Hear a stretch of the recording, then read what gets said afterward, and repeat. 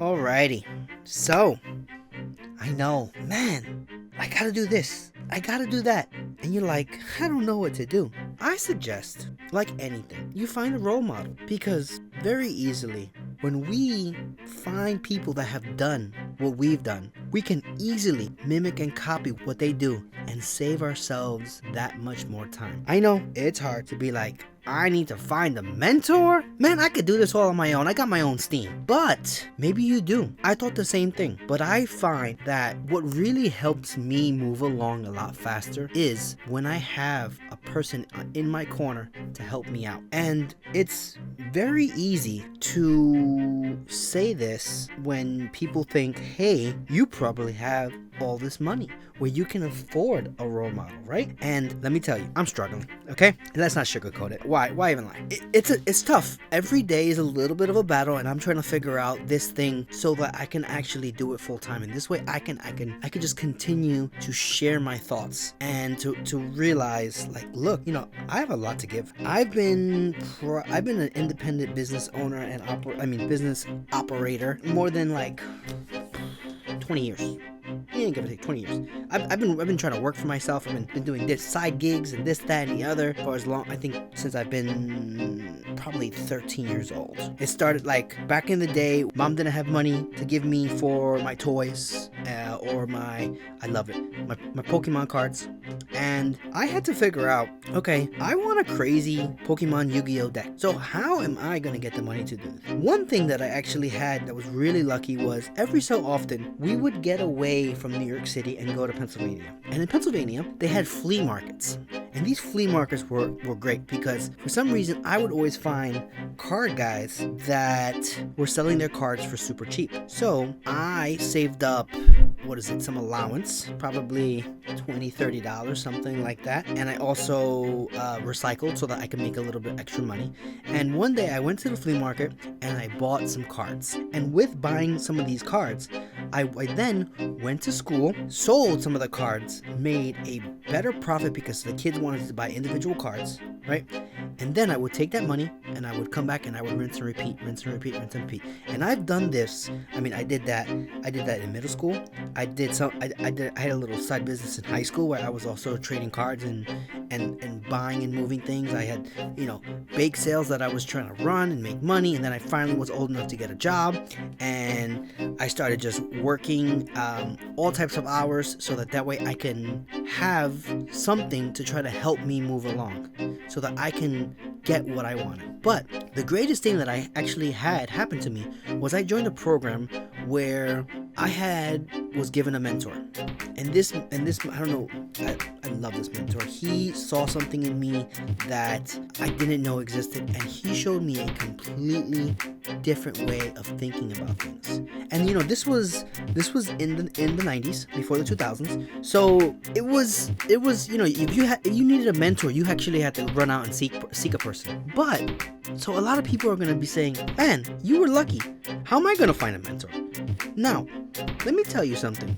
We are so lucky in the fact that we have YouTube or you have ChatGPT. You can literally create your own mentor with just a thought. You can create your own mental version of a mentor, which is it sounds crazy. It sounds a little out there. But if you don't have access to a mentor and you can't find one, which I'm saying, if you can't find one, I think that's more of a limitation for yourself. You can find one. You just need to search out there, and you need to be okay with asking people and having them say no. Really easily, we as people, and me especially, I had to learn this. You don't know the answer until you ask the question. Go out there and ask a person, hey, would you mind teaching me what you know? Donate a little bit of your time so this way you can learn from them. Because what you can learn from a person is, especially a person that's older than you, that has been there and done that, it can accelerate your progress so much more than you might possibly imagine. And I get it. You're like, hey, I don't have money, I don't have connections, so what do I do? Let's go into the truth of it. All right, we'll slowly unpack this, because this is going to be a little bit of a little suggestions that you can actually do to try to get what you need, so that way you could be what you want to be. You don't need to physically know someone for them to be your role model. You just got to be resourceful enough to study them from a distance. Now, when I say study them, I mean you need to realize that their success leaves clues. And a lot of people that are successful, they write books, they publish themselves on their website, they have talks on YouTube, they have TED Talks. I mean, there's so much information out there, especially about some of the successful people of today, that you can easily sit down and pretend that you are a reporter and you need to learn about this person. You need to learn what steps they took so that you can figure out, okay, how can I create this person to become my role model, so that this way they're in my corner. They're there to help me. I love Tony Robbins, but let me tell you, I unfortunately don't have 5K. What is it? I think the cheapest one I saw was 5K to jump into his mentorship program. I don't got it like that. I wish I did. If I did, I would totally spend it, especially in the fact that when you spend the money, you actually do pay attention a lot more. I've been in that situation, but realistically, I can't drop that kind of cash, at least at this point in my life. So what I do is, anytime that I see that there is like a conversation with Tony or one of his books, I get it, because I might not have the 5K, but hey, I could buy a $20 book. I can read it. I can really break it down and understand it. Or if you can't even buy the book, fine, borrow it from a library, or try to find pieces of it online. There are tons of reviews. There are tons of bloggers out there that talk about certain things. Figure out how to get access to what you need to get access to, and start to create a blueprint of what this person did. Take notes. I know you're like, hey, I'm done with school. I'm not gonna write a research paper, but realistically, look, if you want to be successful, you gotta do things that other people aren't willing to do. And you need to sit there and study the greats, so that this way you can understand exactly how it is they did it. And believe me, it would be so cool if you can have access to them directly. But if you don't, then what you need to do is you need to do what I'm about to suggest. Now, I'm going to talk about 5 different ways that you can potentially create a role model in your own life, and then hopefully it works out and you find some kind of gold in these nuggets. And look, you don't have to listen to me exactly, but you can totally take away whatever you need from these suggestions, because not everything's gonna work for every person. The first thing you gotta do is you gotta pick your role model. Pick 1 or 2 people that are in the industry that you wanna really succeed in, that you wanna create yourself. Once you pick that person, what I want you to do is I want you to study all of their public content. Look for tapes, look for audio recordings, look for books, interviews, podcasts, YouTube videos, social media especially, and sit there and treat it like you are a reporter reporting on this person. I want you to not just passively listen, but pause the audio, pause the podcast, pause the videos that you're watching, and take notes. Fill a notebook up with just this person, so that this way you can know exactly what it is that you want to take away from these people.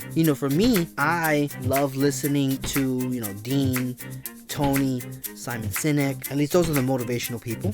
And then I got the other people that I'm learning about right now for like telling better story and telling better speeches. You got Vin, you got Eric Edmonds, and once you know who these people are and you start to study their stuff, what I want you to then do is start to reverse engineer their journey. Figure out, okay, what is it that their first steps was? Ask yourself, what mistakes did they make? How did they move past those mistakes? How did they handle certain obstacles that was standing in front of them? Now, the answers might be in plain sight, or they might not be. But that's why you have to pretend that you are the reporter, and you have to figure out what it is that those little gems are going to hold, so that you can understand what this person exactly has done. Break down their timeline. Maybe you even you're back in high school, you make a timeline. They were born this day. They started this time. They in 2000 they did this and that and this and that. They took these courses. These were their, figure out, maybe you figure out who their mentors were. Ooh, even more. I know that would lead you down a complete different path. But that could be something really interesting too, because you'll see success always leaves clues. I know, that's toys. Number 3, if at all possible, join their communities. A lot of these bigger people always have free communities, free newsletters. You have Facebook groups that are dedicated to these people, maybe a Discord or public chat or something, and go and join it. Go and show a little interest. Talk. You gotta be social. I know sometimes some people could be antisocial and they don't want to do it, but here's the thing. The more you engage with others, especially people that have interests in the people, the more likely you might discover something that can really lead you to maybe going into a mentorship with this person. A lot of us like to think that we are alone in this kind of journey, but we're not. Especially nowadays, there are people that really want to self-improve and they want to network. So they are looking for people that have very similar interests in the same people. And that can really easily be a complete game changer for you. You never know who's in these groups until you go into them and you try to join that community and be part of it. It's another thing to think about, that when you have people that you are interacting with, they can very easily become somebody that you feel accountable to. Because a lot of times, I know it is difficult to, try to do it all on your own. But if you have somebody that's holding you, accountable, then it can really easily be a motivation for you to show up. Because we don't always want to show up, but it's that much more easier to show up when you know that you don't want to let another person down. For some odd reason, at least my psychology, that's the way I work. If I told somebody something, like I was going to be there, I will show up even though I don't want to be there. I might be, all the way till I get there, I'm like, let's do this.